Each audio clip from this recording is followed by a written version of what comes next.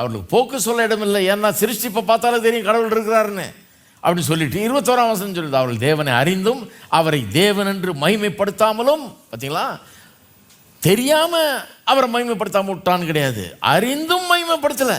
தேவன் இருக்கிறான்னு தெரியும், நல்லா சும்மா பார்த்தாலே தெரியும், சிருஷ்டிப்பை பார்த்தாலே தெரியும். அறிந்தும் அவரை மகிமைப்படுத்தாமலும் ஸ்தோத்தரியாமலும் இருந்து அவரை வணங்கலை.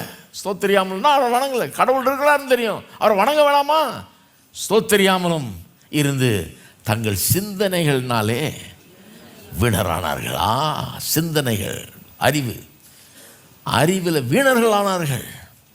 உணர்வில்லாத அவருடைய இருதயம் இருளடைந்தது. பாவம் வந்து என்ன பண்ணிடுச்சு பாருங்க, உணர்வில்லாதவராகி. அதான் கேட்குறான், கடவுள் எங்கே இருக்கிறார்? அடப்பாவி, ஒன்றுத்தையுமே கண்ணு தெரியாதா உனக்கு? எதுவுமே பார்க்கலையா? மூக்கில் எதுவுமே நுகர முடியாதா உன்னால்? உன் நாக்கு எதையுமே ருசி பார்க்கறது இல்லையா? எல்லாமே ஆஃப் ஆகிடுச்சு, ஒன்றுமே வேலை செய்யலையா?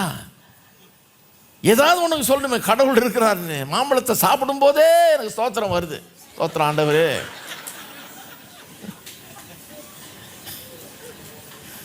விடுறதில்ல, கூட கூடயா வாங்கிடுற.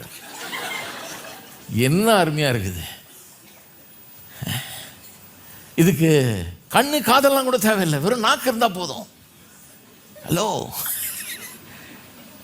நாக்கு இருந்தாலே போதும், அது சொல்லும் கடவுள் இருக்கிறார் யான்னு. ஆனால் இவன் கேட்குறான், கடவுள் இருக்கிறாரா? அப்போனா இருந்தும்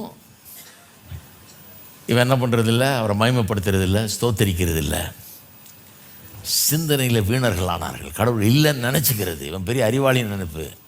ஆனால் படித்தவனாக்கும், படித்தவர்கள் கடவுளை நம்ப ஒரு கஷ்டமாக்கும். யார் சொன்னா?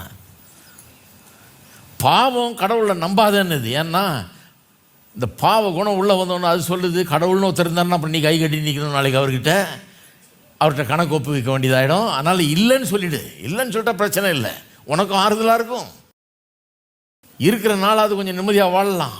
இல்லைன்னு சொல்லிடுன்னு சொல்லுது அவனுக்கு. சிந்தனையில் வீணர்களானார்கள், அவருடைய இருதயம் இருளடைந்தது. எப்படி பாவம் என்ன பண்ணிடுச்சு பாருங்க. கடவுளை அறியறதுக்குன்னே அறிவை கொடுத்துருக்காரு கடவுள். இவன் அறிந்தும் அறியாதவன் போல பேசுகிறான். இருக்கீங்களா?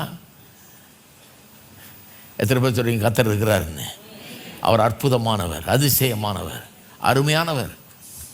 எனக்கு கடவுளை பற்றி நிறைய காரியங்கள் தெரியாமல் இருக்கலாம், ஆனால் அவர் இருக்கிறாரா இல்லையான்றதை பற்றி எனக்கு கேள்வியே கிடையாதுங்க. எனக்கு கேள்வியே கிடையாது.